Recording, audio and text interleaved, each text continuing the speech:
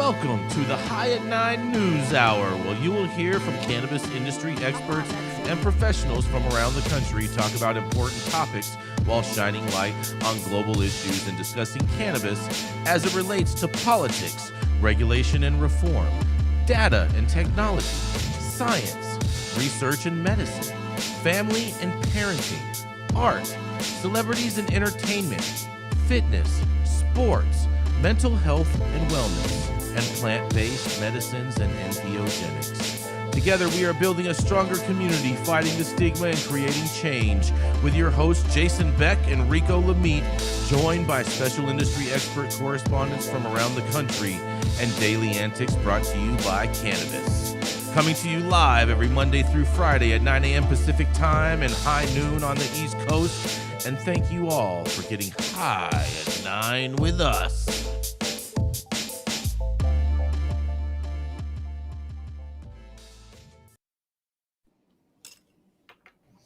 Oh, yeah. Good morning, everybody. Thank you so much for tuning in. That's right. It is 9 a.m. on the West Coast, and it is high noon on the East Coast, and you are tuned in now to High at 9 News. Oh, yeah. Today is National Oregon Day. International Women's Day. Why we're having International Women's Day when it's International Women's Month, I'm not quite sure. And it's National. There is never enough love for the women. So bite your tongue. I'm just saying, you guys already have the month. Don't know why you need an extra day. You know, this month has 31 days in it, and it's National. You just get 11 other months. All right. Fine. National Proofreading Day. Oh yeah. Yes, that's right. Thank you all for joining us and getting high at 9 with us. It's also, as I said, it's high noon on the East Coast. And please remember to like, share, and subscribe to us on all social media platforms. We're live every Monday through Friday on YouTube and audio only on Clubhouse. And if you are joining us in Clubhouse, you can also participate in the show by raising your hand if you have a brief comment on the story most recently presented. Oh, he is there. Look at that. Look at the dope dad has made it himself. Oh yeah, there he is. Coming up first, we have the dope dad himself. That's right, it's Rico Lamitte. When Rico is not babysitting or hosting tea parties in his South Central abode, you can find him disappearing on us just like that with a flick of a switch. Whether or not he comes back, we don't know. Oh, but there he is. It's all of a sudden he's like Houdini. Yeah, I reboot this motherfucker. Oh yeah. Always with boots, bro. Always with the boots. Kicking in doors and taking numbers. That's right. It is the dope dad himself, Rico Lamitte. Oh, yeah, Jason. Thank you for that yet another illustrious introduction. And welcome back, everybody. So my story today, we're going to be looking at a portrait of America from the view of our Canadian friends to the north. All right, so Aurora Cannabis. Let's talk about them. One of the biggest companies in the entire industry. And they think that the path forward is all about medical. All consumption is medical consumption. It doesn't matter how cool you look at doing it or how cool the person you see taking their medicine seems. It is all medical. So it just so happens weed is medicine people have enjoyed for various reasons, taking socially. The industry as we know it today wouldn't even exist if it weren't for the original medical conversation and if the predictions of the CEO of one of the biggest cannabis operators in the world comes true. The industry's only viable path forward is returning to its roots. Last month, Canadian giant Aurora Cannabis released its results for the fiscal second quarter ending December 31st. Despite its size and globally recognized name, Aurora remains unprofitable. However, it did post a positive adjusted EBITDA of just over $1 million. EBITDA is earnings before interest, taxes, depreciation, and amortization. A metric used to evaluate a company's operating performance and generally seen as a broad health check for an entire company's operations. Almost everybody else in the space, theirs continually trends downward. So in the eyes of a traditional investor, Aurora is headed in the right direction and could soon achieve profitability. And if it does, What's that mean for everybody else going forward? It depends on how you look at it. Aurora's game plan since 2020 has been to focus on medical. The majority of Canadian companies and eventually American MSOs pushed for increased recreational access, while Aurora did not. Their stock price, along with investors betting on their success, suffered the consequences. Miguel Martin became their CEO in 2020 when it was reporting a net loss of $3 billion for the fiscal year. In an interview with MJ Biz, he said, "I knew medical made money, and I knew rec was a maybe, coulda, woulda, shoulda. But I knew we were hemorrhaging cash on recreational, and we didn't see it getting any better." Their stock price had plummeted to that year to $10 per share, down from an all-time high of nearly $130 per share back in 2018. Martin said going through that rough patch in 2020, as opposed to 2022, was the catalyst for them. Whether it's the capital markets, whether it's the Canadian rec market, I'm just so glad we got it taken care of earlier, because right now it'd be a real challenge. Aurora's pain 3 years ago came from many of the same problems a maturing American cannabis industry sees today. It was growing way more than it could sell. Martin took the heat publicly and said, "Fuck the haters and the analysts. In order to succeed long term, Aurora had to drop its ego and stick to the plan." He told investors it was going to be okay to be in 9th or 10th place in terms of market recreational share. The company sold off a ton of grows, having production fiscal 2022 to roughly 163,000 pounds from the 331,000 pounds they did in 2020 when he came on board with them. Medical cannabis is the absolute lion's share of profitability right now, he told MJ Biz. And currently, Aurora is number one in the Canadian and medical market share by far, serving around 60,000 active patients.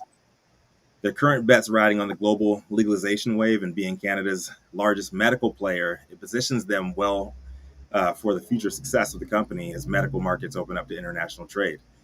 If a country is moving towards decriminalizing, easing into the idea of medical cannabis, who are they most likely to import that product from? Probably a major established player in a mature market with a proven steady hand who's chosen science over logic, hype over emotion.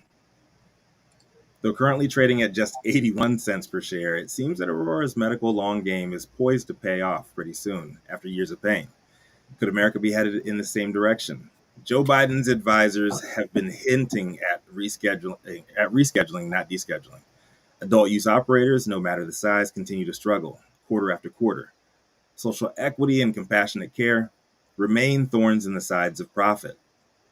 And inflation and commoditization have arrived, driving operating costs up and the price of the actual product down. So all this makes you wonder, is focusing on medical the only path to sustainable profitability in the American cannabis industry?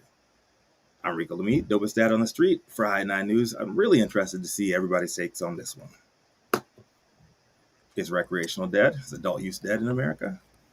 Well, I've been saying this for years, and nobody seems to be listening to me except for Aurora.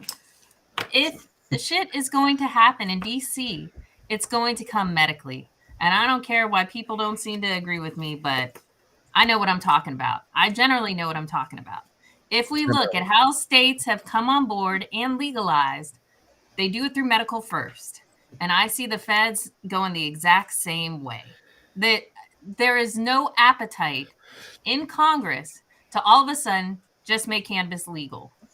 It's not there. Not going to happen. So people need to stop playing this game and pretending that adult use is the way for this country. In the near term, it's push medical. Medical is what is going to get passed. Research is what's passing. This is what people need to care about, because it's going to go the way of big pharma. You need to be a part of the game if you want to sustain in it and make it to when adult use does happen. I suggest bills that would legalize medical nationally and then decriminalize to help support keeping open the operators in states where it is currently legal for adult use, and then having the other states, like good old Oklahoma, who didn't pass their shit, to decide whether or not they want adult use. That's the only path forward. And I'm right, and I will put any amount of money on that, Jason Beck. I'll put some money on that, but let's structure this bet, because I totally disagree with you on this. Totally disagree. Okay, I can't wait to hear your thoughts behind this then. I mean, my thoughts is this: is that we need to deschedule cannabis, and just that has to happen. If we focus on the medical, the FDA is going to get involved.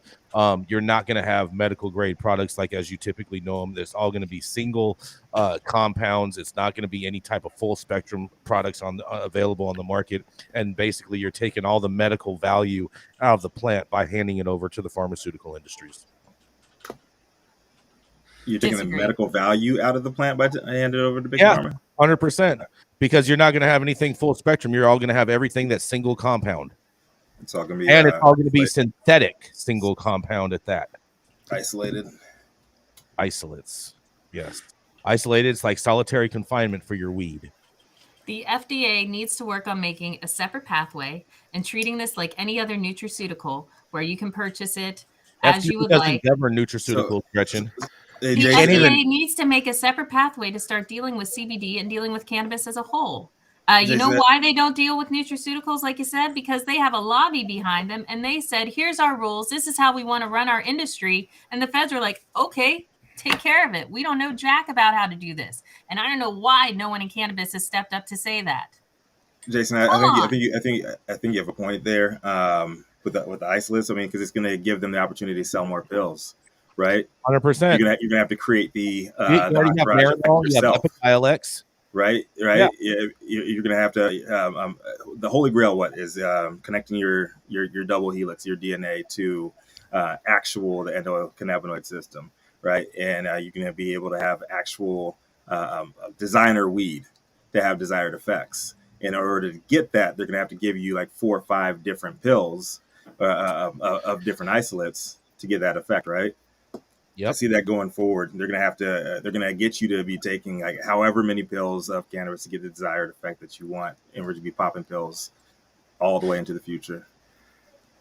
For the last 70 years, we've been growing weed and not really paying attention to the government, except when they come and try to stomp our door in. And I think a lot of times in this conversation, this just gets left by the wayside. You can just grow weed, sell it to your friends, trade it for tomatoes. Like, you can ignore this entire system, provided you're not trying to make some inordinate amount of profits with some, typical capitalist business. You can rely on the free market.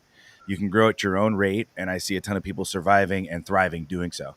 The folks that are trying to make millions of dollars, they're all going down the drain. But my friends, again, with a 10 lighter and a 20 lighter, my friends making small batch hash, my friends who have become donut rollers and are curating small batches of hand rolled hash joints, they're all doing great. A bunch of them are in Spain. They all had tickets to Spain and enough money for a hotel, and they're over there smoking hash and having a great time.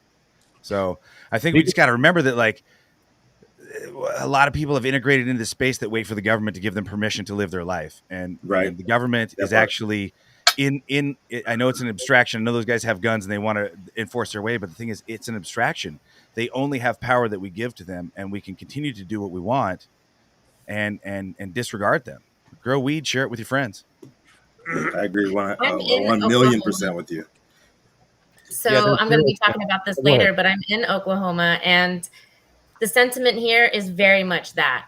Keep the government out of our backyard and in our homes and in our businesses, and voters spoke loudly about that yesterday. But I'll wait until it's my turn to go into more detail. Go into that story? Oh, yeah. I think just one last rebuttal here. I do think that people are going to continue doing what they do. But the quote unquote industry going forward, I think we're going to be doing it outside of the industry, period. Whether it's farmers markets, whether it's just doing what the fuck we do under the table. But the quote unquote industry, I think it's just like going forward, the only people that are going to have money to do this long term is going to be medical. Yep. And the other part about this too, Rico, is, Canadians, they messed up weed. They destroyed weed when they did legalization. We just covered yesterday that they gave a cannabis operator a permit to produce and manufacture cocaine. So the Canadians are going to ruin cocaine too. And fuck up the coke game, man. They're going to fuck up the coke game. If we were to allow the FDA to govern cannabis, Dr. Fauci would just screw it all up.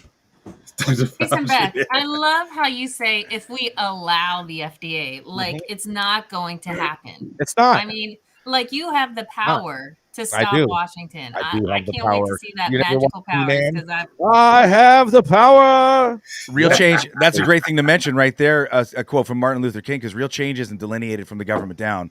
That's Real right. change happens at the grassroots Exactly. when actual human beings get together, form coalitions, and say enough is enough, Yep. and begin acting however the fuck they want. And if you Yep. look at past, rebellions, revolutions, whether successful or not, whether the ultimate outcome was maybe bad because it was based on violence, what you see is individual human beings coalescing to form groups outside of the system, and then the system rushing to catch up in order to co-opt the power again. And So that let's is just how. continue to do while what we I want hear to do. you, And Let that the is while I government hear you, catch up. Mathieu St. Germain, while I hear you, all this industry has proven is that they don't get along. They can't get on the same page. They can't do anything to move this forward. Well, Gretchen, that's what because the they've heart of the proven. industry is actually anti-capitalist and anti-corporate and anti-government. And the reason most of us were in there was because it makes us sick to the stomach to see the Walmart model where 3 people get to go to the Maldives 4 times a year, and everybody else gets a blue shirt and minimum wage and treated like an actual piece of human refuse. And so you have a core of the industry that actually wants the death of the current system. And how do you integrate something that wants the end of something with this thing that wants to continue to do the same thing, where they suck all of the value out of all of our individual labor and give it to the few people whose, dad went to Yale and handed him a check for $5 million so they could become an entrepreneur.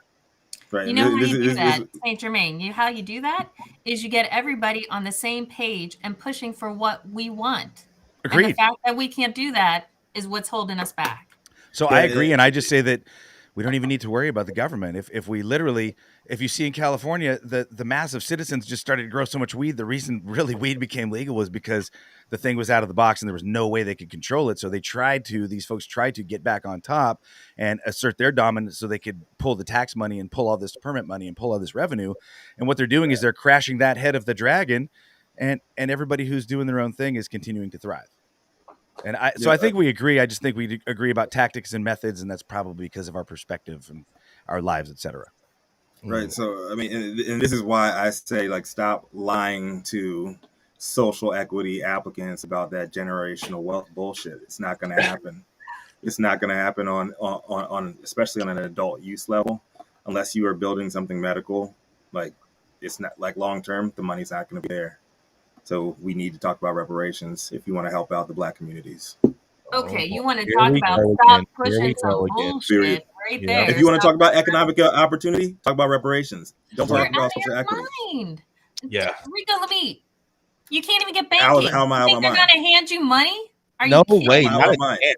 That is the only way you're going to bridge the economic gap with Black and white America is reparations. Okay, you're not going to do it through. You're not going to do that shit through social equity. I'm not saying it wouldn't be nice. I'm telling you, you're still going to be selling the lie of generational wealth through cannabis. I'm not selling a lie. I never pushed That's what I said. Bullshit lie. That's what I said. We need to stop selling that lie. Trying to tell people that reparations is the only way. All you're doing is leading them down a pathway. I totally agree with that, Gretchen. How is that? That is the only way you're going to bridge the economic gap between Black and white communities is through reparations. In what world? Any other way, it ain't going to happen. The federal government is going to cut you a check. In what world? It'll happen. Hold on. Well, without saying thank you, you're not even going to Why in God's name are they going to give you money? It'll happen. Stop it. You're a dreamer, bro. You want to put some money on that one? It's the only way that gap will be bridged. Let's put some money on you getting reparations. It's the only way that gap will be bridged. If it's not, then it'll never happen. Ever. You want to take that It'll never happen ever. I'm with Rico on this, and I think it is possible. I think one of the biggest things I hear when I talk to people and they offer their perspectives is so much. A lot of people's perspectives are based in fear and conditioning that they've been given by other people. And if you just relax for a minute and breathe into your heart, right, you can feel that we're all here, we're all included, and there's a myriad of ways that we can help and support each other, including reparations for the Black community that was systematically targeted by the U.S. government, the police, the sheriffs, the FBI, and the CIA. And that's all available through Freedom of Information Act from the U.S. government, not a conspiracy website, not a YouTube video, but government documents showing the specific targeting of Black individuals. And start at the Black Panthers, anybody. Google the Black Panthers and what happened to them, and it will begin to fill in the story from every direction. And so I would just say, instead of all of us reflexively going into I can't give money to that guy, he won't work. Let's just stop and think about it for a minute. I create way more than enough just by myself with my efforts. I share it with my entire community. Why can't that be replicated by more people if they're given more ability and tools to do so? I'll stop over talking, guys. All right, let's keep it moving, man. That's a great debate, man. I love you all, even though even though we disagree. Yeah, let's run that commercial, Adam.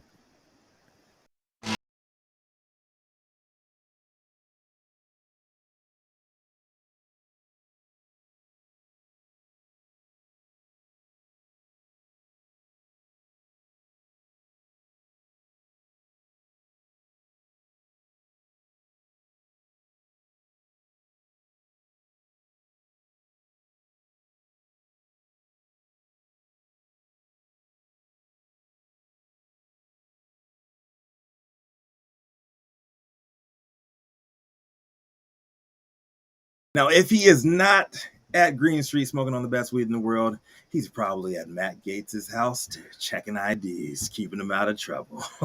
You know who it is. Coming up next is the cannabis industry's longest continuously operating retailer, Jason Beck. Oh, yeah. Very cute, Rico. Very, very cute. Hope everyone is having a great day. It's hump day, you guys.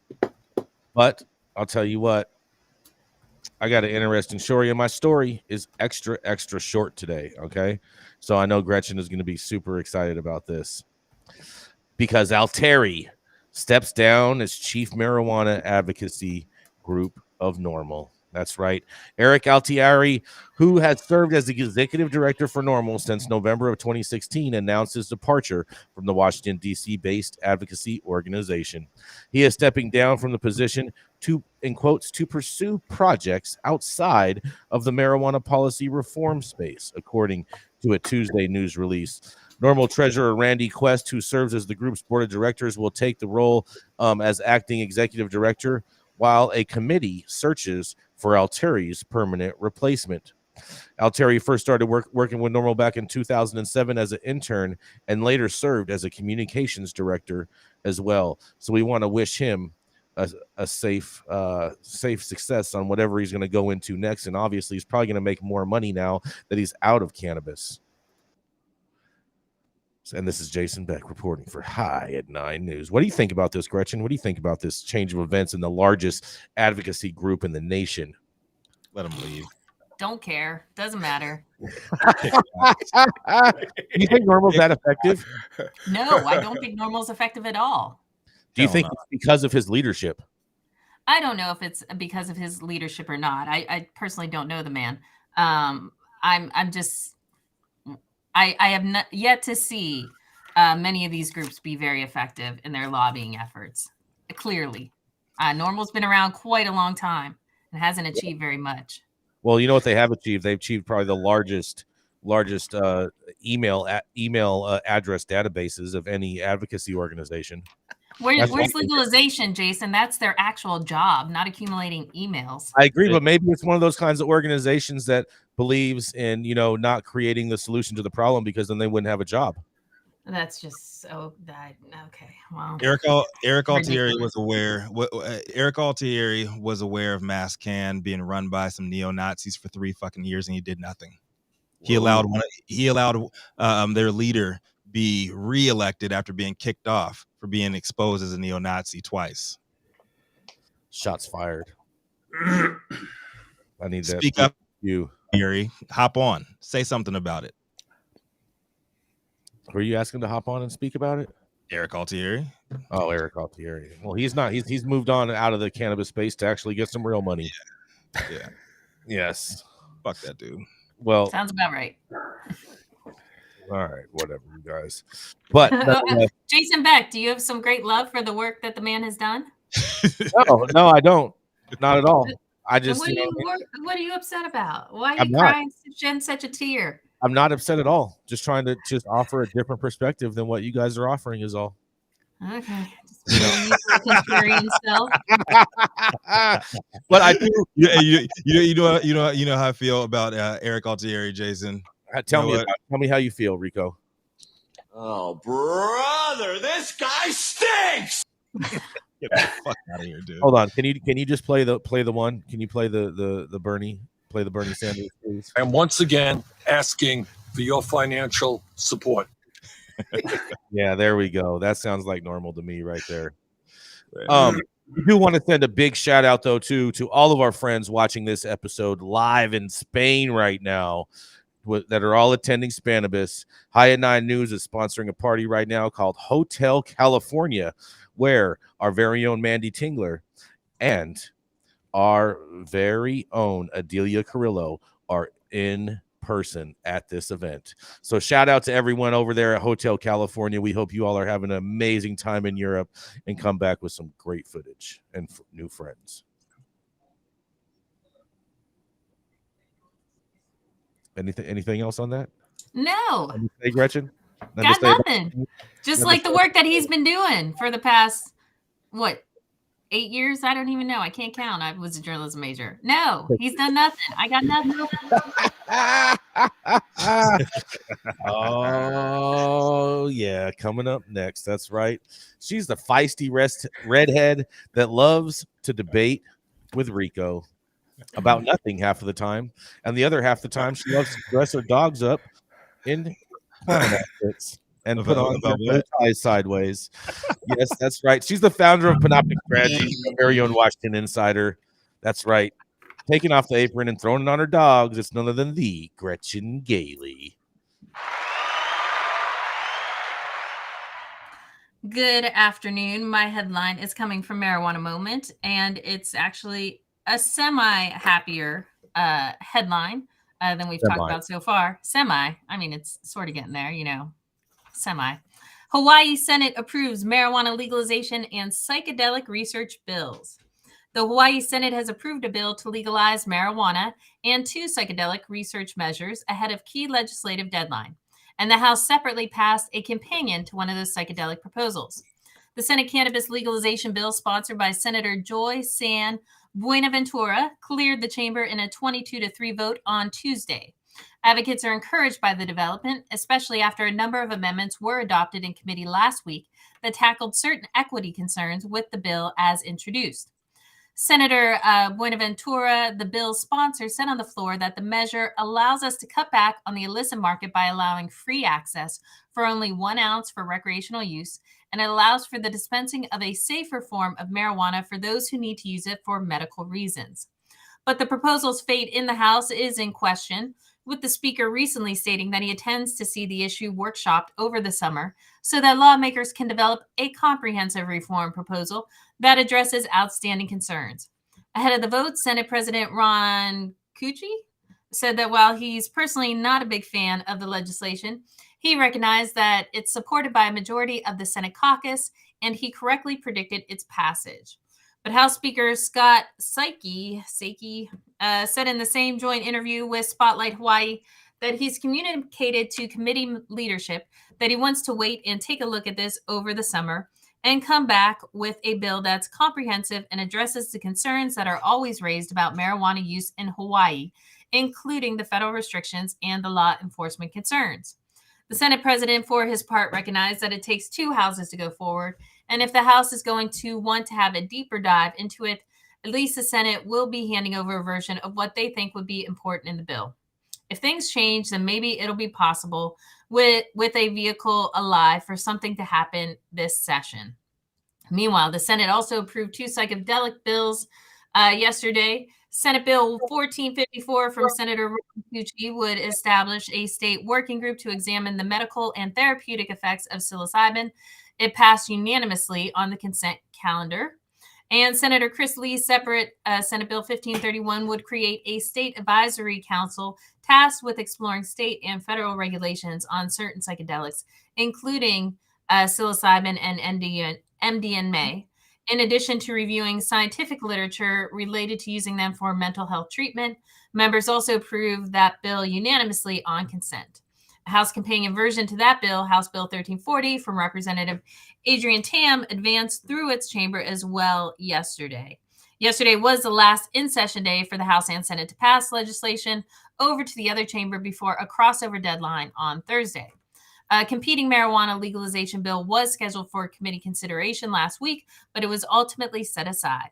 But with the latest amendments to Senate Bill 669, activists who've worked for years to enact reform in the Aloha State are eager to keep the momentum going in the House. Here are just a few of the provisions that would matter. Adults 21 and older would be allowed to purchase and possess up to 30 grams of cannabis and grow up to 6 plants, only 3 of which could be mature for personal use. Adults could also gift marijuana between each other. An independent Hawaii Cannabis Regulatory Authority would be established under the Department of Health to regulate the industry, as well as the existing medical marijuana program.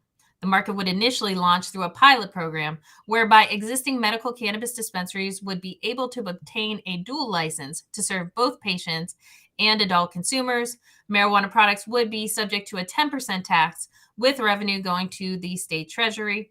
Cannabis businesses would also be able to deduct business expenses as part of the state income tax. And under a substitute amendment that was adopted, a prior ban on cannabis vaping products was removed from the bill. It should be interesting to see what these folks do. I hope that the House moves forward in passing the measure. I know that a lot of folks have been out lobbying in Hawaii to try and get something through. And people that I know have been out there have been working very hard and diligently. And so I do hope that Hawaii will see adult use legalization before the end of the year. This is Gretchen for High at 9 News. You think they're going to see adult use legalization before the year, huh? Yeah. Interesting. Why not? Well, I said it, so it's going to happen, Jason Beck. Oklahoma did. But they're doing it legislatively. They're not hoping that the marijuana voters show up to do it. Hoping. They're like the lady in the JCPenney's commercial. She's like, open. You're not into that hopey changey stuff, Gretchen? Into what? Hope? That hopey changey stuff. No, hope is bullshit. Not addicted to hopium. Dude, if you want to be disappointed in life, use hope as your main vehicle for getting shit done. I mean, that's what they were doing when they're talking about reparations. Let's keep this conversation to Hawaii before we go down that rabbit hole again. Jason? You want to go down there? The same. Mathieu St. Germain, I'd like to know what your thoughts are on these psychedelic research bills. Do you think they're good or just another whatever? I think they're great. I think that what we've been seeing in all the news that we've been sharing collectively is that psychedelics are non-toxic, hugely beneficial, and the more rigorous science they apply to them, the more they find actual reasons why they're working.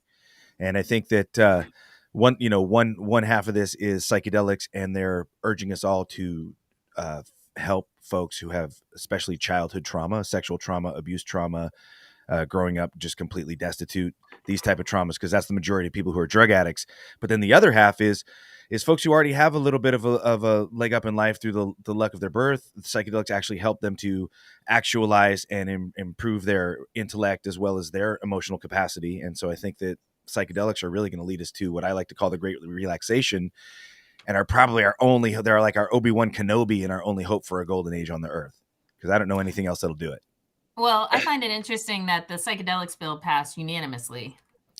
They just have so much less. They have so much less stigma on them, and then the other thing is MAPS. I always shout these guys out. MAPS.org, MAPS.org. They are now 30, 40 years deep in public policy and science that have been showing that these things are, again, non-toxic and hugely beneficial. And once you get enough scientific research and peer-reviewed scientific studies from mainstream teaching hospitals that show that these things work, you can't really deny it at that point. You've never been to court then, right? Where they tell you go fuck up and die because we don't believe it. Exactly. That's the problem we all face, is these still are scheduled drugs. Clear back to the Tim Leary case that pissed off Nixon and my parents' generation. And we still suffer from those. I think it was a knee-jerk religious response on behalf of a lot of them, that this just violates all of our principles of society and we can't let it happen. But unfortunately, as you understand, Matt, back during the 1950s, research was very clear. This shit was better than any antidepressant they had. That continued until Tim Leary got pinched and they turned his apple cart upside down. That research is out there. The National Health Service has it. And so now you can't argue it doesn't have medical value. We've got it. They still try to argue about cannabis. It don't work very well. But in this administrative loop system, you find yourself, the courts don't even want to hear it. And that's the problem we all face. There's a legal obstacle to moving this forward. And legislatively, it's a clusterfuck because no one can work together. They don't seem to learn from each other. And so here we are. The illicit market wins, smiles. That's my friend Sean says. Yeah. Thank God for the illicit market, because I don't give two shits about what these people in positions of policymaking power have to say. This is going to continue to roll until at some point it catches up with reality. Yeah, I think psychedelics is a snowball, and I think you're right. What happened in the 50s was that the depatterning and the repatterning that was going on with psychedelics was causing people to see that chemicals weren't going to be the future, that formula wasn't actually superior to breastfeeding, that plastic wasn't going to save the world. And there's a clear, again, we go into Freedom of Information Act materials that are available from the FBI, J. Edgar Hoover, the CIA, and Nixon, and they show a concerted effort to destroy the Black community, the Mexican and farm worker community, the American indigenous community, the American indigenous movement, as well as the free speech movement and the Weather Underground, these other factions that were rising through more, white or European appearing entities as well. It's been stated that they used the drug war to focus and win the political war of American fascism against people who wanted freedom and community. But now the thing is, the cat's out of the bag. There's enough folks my age and younger that are getting scientific and policy degrees from reputable colleges that are doing this work and are showing through the traditional methods that these things work. And so what we had was thesis, antithesis, synthesis. The thesis was chemicals and artificial life and all of this was going to save America. And the America of the 50s, the white America, was going to win. The antithesis of that was the original counterculture, where people knew it was broke and were so bereft of ideas that they looked to other cultures and just total freakouts to get away from this thing that they knew wasn't going to work, that they knew it was just a death train. But now we have the synthesis, where the children of those people have reintegrated and have gone to school and have got degrees and have good paying positions and positions of respect. And through that synthesis, we're realizing scientifically and medically that cannabis and psychedelics are wildly beneficial and are going to help the human race if we allow them to. All right. And on that, we got to get to a commercial. We'll be right back, everybody. Keeping up to date on the evolving policies of relevant state, local, and federal governments is key to success. When the future of your business is at stake, you need representation as dedicated as you are. With a maze of laws and regulations surrounding cannabis, hemp, and psychedelics, knowing where to begin can be a challenge. Good thing the law offices of Omar Figueroa features a skilled, highly focused team ready to guide you through it all. They're accepting new clients in California and New York. So make sure you check them out at info@omarfigueroa.com.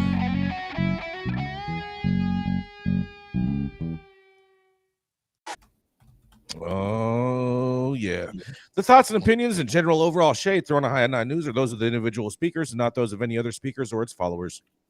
The statements made do not constitute legal or accounting advice, and our speakers make no representation regarding the legal status of any substance in any country, area, territory, or any authorities. The views expressed in this room do not establish any fiduciary relationship, and our sponsors do not imply or constitute any endorsement by us or the expression of any opinion whatsoever on the part of any speaker on stage. If you are an easily offended person, this show is probably not for you. And maybe you should quit your job like the guy from NORML did. When you want to grow some of the best weed in the world, then you must start with the best genetics in the world. Go to www.dnagenetics.shop to order regular, feminized, or autoflower beans. All of your favorite DNA genetics cultivars such as Kosher Kush, Skywalker Kush, and oh yeah, Chocolate Truffle Shuffle. Boasting more cannabis awards for their award-winning genetics than any other company in the world. Remember to go to www.dnagenetics.shop to see why our terps don't lie. Oh, yeah, and we're back. Coming up next. First time joining us, that's right, from Oklahoma, we have Larisa Bolivar, a cannabis industry professional boasting over 20 years in the trenches. She is the Chief Operations and Compliance Officer at HPF Productions and a cannabis management and cultivation company operating most greenly in Widenet, Oklahoma. Here to tell us about everything that's happening in Oklahoma is Larisa Bolivar. Hi, guys. Thanks for having me. I'm really honored to be on this show. I've been really enjoying this. Team, Larisa. Hi, Rico. Long time no see. So, the shot heard around the world, I believe, is that 77 counties, all 77 counties in Oklahoma voted no, 61% for recreational use. And that may seem like a shock to people, but it's not too much of a shock for me. I myself was kind of apprehensive about the bill. But before I go into my opinion, I have an article here that I'm going to read about this, and then I'm going to make some commentary. Bill to legalize recreational marijuana fails in Oklahoma as all 77 counties vote against. Oklahomans gave a resounding no to legalizing recreational marijuana sales Tuesday, striking a blow against efforts to expand an industry beyond the state's current medical marijuana framework to set up 5 years ago. Over 61% of voters rejected State Question 820, which was criticized by some law enforcement, religious leaders, and public school administrators in the closing weeks of the campaign as a step too far. At its core, the state question would have legalized recreational sales to anyone 21 and older. Supporters sought to expand the law, which would have effectively decriminalized marijuana and would have allowed persons to seek expungement of their criminal records for most marijuana-related convictions. Instead, Oklahoma's marijuana laws will remain as is, barring any significant changes considered by lawmakers this year. So, sorry, my phone just completely went kaput on me. How supporters and opponents are reacting. We are obviously pleased with the results, said Pat McFerrin, a campaign director for the No on 820 campaign. We think this sends a clear message that Oklahomans oppose the unfettered access to marijuana we have experienced under our so-called medical program. Voters clearly want to protect our children, crack down on organized crime, and improve mental health of those in our state. Yes on 820 campaign director Michelle Tilley said, I challenge our legislature, I challenge our governor. This is in your hands now. This wasn't about legalizing marijuana. This was about keeping Oklahomans out of the criminal justice system. Senior campaign advisor Ryan Kiesel told a crowd of supporters at the Yes on 820 watch party, the other thing to keep in mind that this is not the end of the effort to end prohibition in the state of Oklahoma.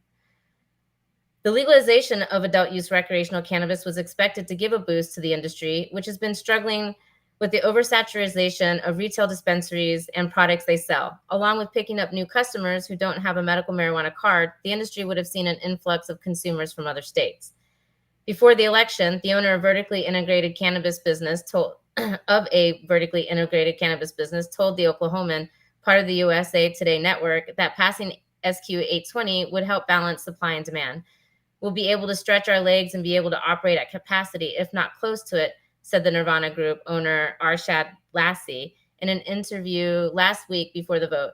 We will be able to produce more products and utilize our facilities to their limit and to what they were designed to do. Now those dreams are up in smoke. Taylor Thompson, who works as a public defender in Oklahoma County, said she supported the state question not only for herself, but as a medicinal user, but for the clients she sees still arrested and incarcerated for marijuana possession and use. She also sees clients denied housing and experiencing other barriers due to previous marijuana charges. Nobody should be getting arrested for weed at this point, Thompson said at the Yes on 820 watch party Tuesday night. Now that SQ 820 failed, Thompson believes that expungement of records pertaining to marijuana use and possession should be a legislative priority. Another supporter, Claire Frusure, said that she was sad and disappointed about the results. She said that she hopes this wakes up people who felt like they didn't need to go out and vote. Oklahoma Governor Stitt and Attorney General Genscher Drummond both issued statements praising the outcome of the vote, reiterating their goals of cracking down on the black market and organized crime that sprang out of the state's medical marijuana industry. Whew, that was a long article, but I'm not surprised. I manage a grow. We're actually in a contract to buy this grow, and I had my own reservations about the bill. It was your usual suspects who were pushing for this bill. Vicente Cedarberg came in and did a study on how much tax dollars would be made from the 15% sales tax that they were paying. Of course, right? And the 15% excise tax, which I was, I'm not a fan of these special taxes. I actually ran the No on AA Proposition AA campaign in Colorado, which was against the proposed taxes back in 2013. They're a regressive tax. It impacts poor people the most. And we're essentially subsidizing careers with these taxes. Oklahoma is not the state to promote taxes and then social services from those taxes. People here are very much pick up your bootstraps. They don't care if you're addicted to drugs. They blame people for being addicted to drugs. Unfortunately, that's the sentiment that we are working on changing here. It's one of the reasons why I moved here. But I'm not at all surprised to see that this happened. And I really enjoyed what Gretchen had to say about letting the medical marijuana mature. I think that that's really key. You look at states, other states like California, Colorado, and it's just an epic failure. The illicit market is surging. And, you know, I kind of applaud that in a way, because it is a direct response to how consumers who are voters are feeling about these laws. I think that we should be able, you know, I believe it was Matt St. Germain was talking about how the essence of, and maybe was it even Rico? I'm not sure, but the essence of the movement has always been pushing the envelope. And I really do think that there will emerge a grassroots movement around this here in Oklahoma. It's not that medical marijuana operators don't want to have rec. We have so many rules right now being pushed through the legislature that will address a lot of these loose ends that they wanted to kind of tie into SQ 820. But, you know, I think we need to fix our medical program before we start pushing rec, so that we don't become like California, Oklahoma, or I mean, Colorado. You guys have an amazing medical program out there. What's that? You guys have an amazing medical program out there. It's just like how California used to be. 15. Yes. Larisa, you said you had your reservations about this vote. Was this vote ever done with the reservations in mind, the native reservations that make up half of the state of Oklahoma? I think so. I think that people didn't want to hand off the industry to the usual suspects that everybody's on here complaining about. I can see in the comments even, you know, you've got these lobbying groups that are coming in, and they're, you know, we don't have Cresco, Curaleaf, Trulieve here. They could never compete in that market. Right. They can't. They can only compete in the heavily capitalized emerging markets. Restricted license markets. In fact, that these entities rely more on the artificially inflated value of their license than they do providing quality care. Yep. They can't compete in this state. Their license value won't be the millions of dollars it is in states like Illinois or Arizona or, you know, Florida. Hey, maybe the future is big pharma pushing out a bunch of franchises to the small operator. Maybe that's what it is. I mean, like the intention is to keep the illicit market thriving, then go ahead. But then we're going to be back at ground zero again of having to protect consumers and producers. I'm willing to put money on. I'm willing to put money on that. A lot of the cannabis voters in Oklahoma actually voted no on this, as opposed to most people thinking that they were going to vote yes, because the people in Oklahoma have seen all the problems that have arisen in the California market, as well as other markets across the country when they go to this type of a phase of legalization. That's exactly it. That's been the conversation on social media chat groups. I even tweeted at one point that I had about my reservations about the bill. And it absolutely has to do with these other states. I left Colorado. It was almost impossible to break into the industry as an owner operator there. I actually was a partner on a license. And when I mean, just between the market protectionism and then just blatant racism, I'm Latina. I went to get licensed in Pueblo, Colorado, and the lady asked me if me and my partners were cartel.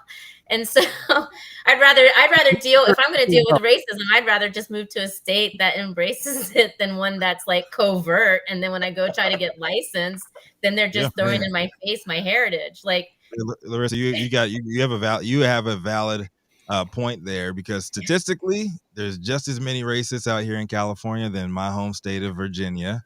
But you know, me on the other side of that, I would rather be out here and have them keep it behind closed doors and have them beat me down every single day with the verbal abuse. So it was horrible. It was horrible in Colorado, and the market protectionism there. You can see it now. The rapid consolidation of that market. People don't want that here. The overall community here, I mean, this is just a very grassroots, small mom and pop shop community. And, you know, my boyfriend's from here. He's a 30-year grower. We moved here so that, you know, we could take advantage of the more of the freer market here. And, you know, that's just how these communities operate. Everybody kind of rallies around their shops that are around these communities. The person that we're buying this grow from is a great example of someone who was a stalwart of the illicit market who became legitimate, and then he just wants to retire. He's you know, older. It's just, I love Oklahoma for that. The Oklahoma has its faults. Don't get me wrong. It's definitely got its faults. It's all the tumbleweed out there. It's called what? All the tumbleweed out there. Oh, the tumbleweed. Yeah. Yes. Oh, man. But I'll tell you what, everyone in Oklahoma, you know, you guys better watch out, because if you're trying to take a play out of California, you know, we had our first legalization initiative we voted down, and that was Proposition 19. And then the state came in with this McCursa bill that was state legislature that would have wrung our necks even tighter than what Prop 64 does. And so we had no other choice but to pass Prop 64 to get away from McCursa. And so watch out. Yep, exactly. Watch out for the shuffle and jive out there in Oklahoma. And we got to go to a commercial, and we'll be right back.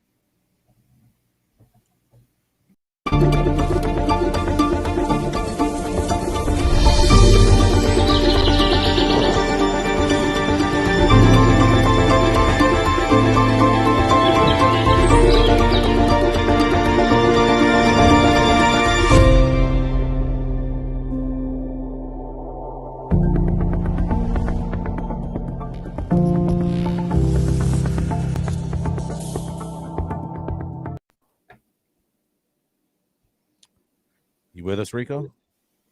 With you. I'm with you. All right. He is a founding partner at Armada Law Corp and everybody's favorite foul-mouthed uncle, and the man with more dirty one-liners than the EDM pre-party. Coming to the stage next, y'all know who it is. It's Dale Schafer. Good morning, everybody. I don't have an article this morning. I got a request from Jason to look into a Supreme Court case that came down February 28th, the last day of last month. It's called the Bittner case.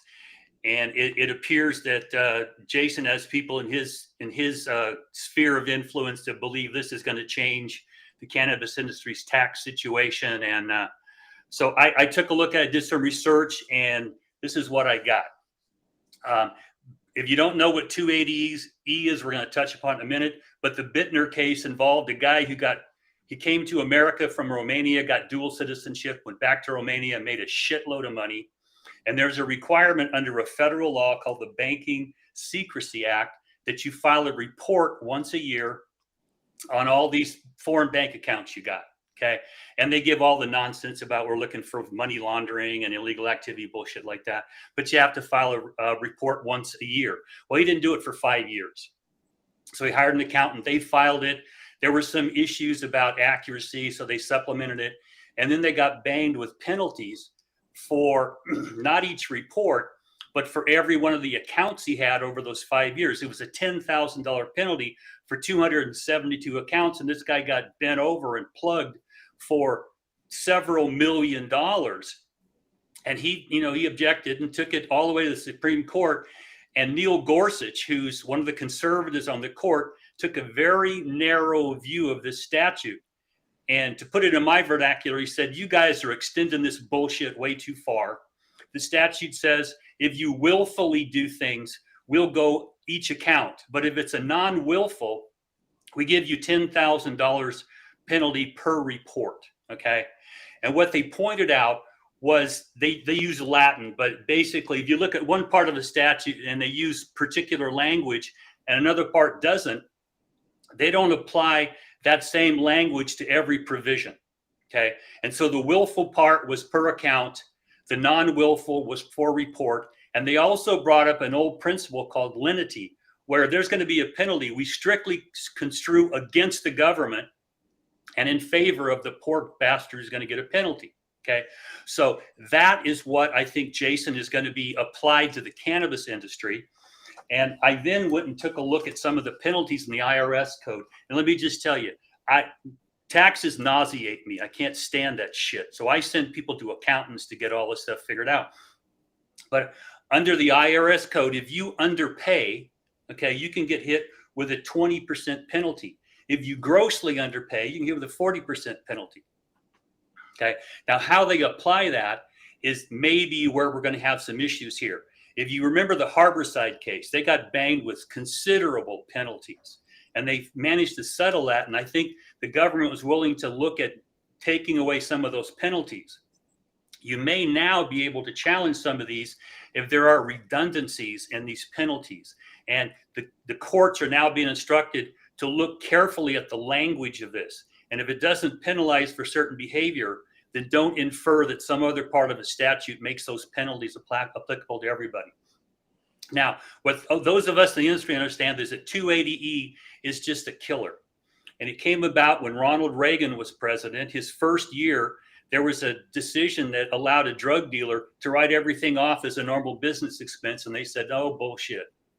They passed 280E. So if you're running an illegal drug business with controlled substances, you're trafficking, it's a business, all you get to write off is the cost of goods sold. That's it. So what I do is I take people to an accountant who's experienced the 280E, and I have them advise them on the structure to set up, how they're going to do this for maximum 280E protection. This may be where this question is now directed, Jason, and we may be coming back to visit this, because I want the accountant community and the tax attorney community to see if there's redundancies in these penalties that may now be able to be extracted out. You still may have to pay the extra tax, but the penalties could be shaved down. So that's my beginning of this discussion for today. What do you guys have to say?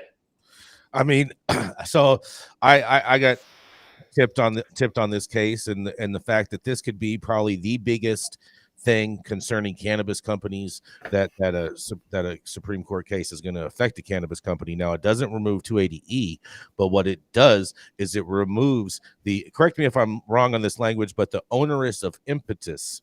Is that right, Dale? To where basically, because the federal government has not set up a program or a way to show you how to file your taxes properly as a cannabis business, that therefore any mishaps that you do are not your in particular fault, it's the fault of the IRS, and therefore the IRS cannot fine or tax you any more than $10,000 in per filing. In regards to that's my interpretation of this judgment, Dale. Well, that's the rule of lenity, they call it. You strictly construe against the government and in favor of that person or entity getting the penalty. That is a takeaway from that. Although I did not find any strict $10,000 penalty in the IRS code. That's the Banking Security Act that specifically calls that. The IRS code talks about percentages of the underpayment. And there's provisions in there that say you can't stack these penalties. Mm-hmm. But the IRS puts out some information, and what this case says is we're going to take all that and hold it against you. If you're telling people that we're not going to do something, but then you try to do it in court, they're going to drag this paperwork out and say, but it's confusing. You tell people it doesn't apply. That's what I think you're talking about. But yeah, but because they haven't came out to say that to set those types of rules, they're just applying it per case, per whatever IRS agent is going through. Say this applies here, this applies here, this applies here. They don't have an SOP in place to say if that does or not. And since they don't, then therefore they can't apply it. Well, that's going to be the argument, and we will see. We will see. Abolish the IRS. I'm with that. Dissented, as did Clarence Thomas. So there are some people who thought, we should allow stacking these penalties. So the majority said, no, you don't get to do that. You got to be clear in your statute. And this is part of reining back in the government's overreach on these regulations and penalties and things. So stand by. We're going to see how this plays out over time. Yeah, funny how all those conservative justices just voted positive for cannabis, huh? Hey, I hope they strike down that bullshit position of cannabis in Schedule 1, like they did with the Tim Leary case, threw the whole damn thing out. You're 100% right. 100%. Gretchen, what do you think about this?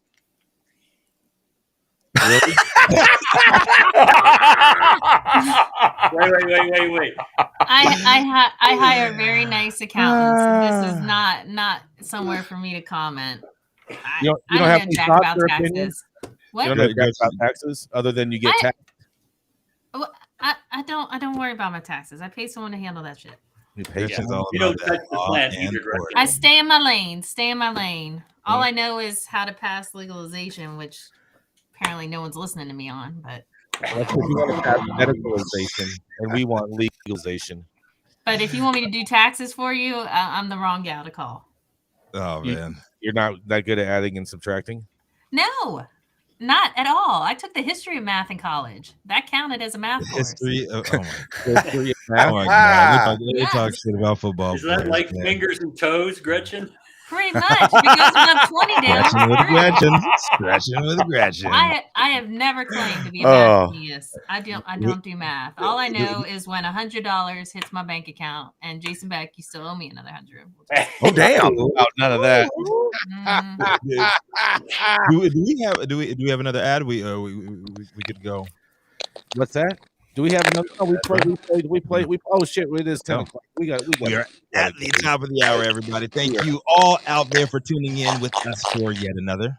Who's over there like farting and shit? Yeah, out there for yet another episode of High at 9 News. You can always catch us weekdays 9 a.m. Pacific and high noon on the East Coast. Big shout out to our live audience members and online supporters tuning in and giving us the feedback on the daily headlines of chaos, also known as the developing cannabis industry. Our vetted industry correspondent team tuning in from all over the global community, bringing us much needed variety of perspective and adding your perspective opinions to the conversation. To our production team, thank you, Cloud Media Partners, House of Fuego, and the wonderful Jaja Simone holding things down for us over in Clubhouse, keeping our AV struggles to a minimum. To our haters, call Gretchen if you want to do your taxes. She'll help you out. Hey, but you know what? Cannabis Sativa, we always do this every single day for you. So thank you for all the blessings you give to us. Big shout out to all the women. It is International Women's Day. Hug your mama, kiss your babies, and remember, High 9 News is on here every single day to give you the best news possible. We are number one in undisputed. Jason, you got a final message for the people you want to take home today? We just want to tell everyone, hope they're having an amazing time at Spanibus out there in Spain and Barcelona. If you're at Hotel California, we appreciate your support. Thank you so much. We hope you're having a great time, and we wish we were there in person right along with you. Spark up for us, baby. That's right, but only if it's good weed. None of that proof outdoor shit. Smoke weed every day. Take us out, Adam.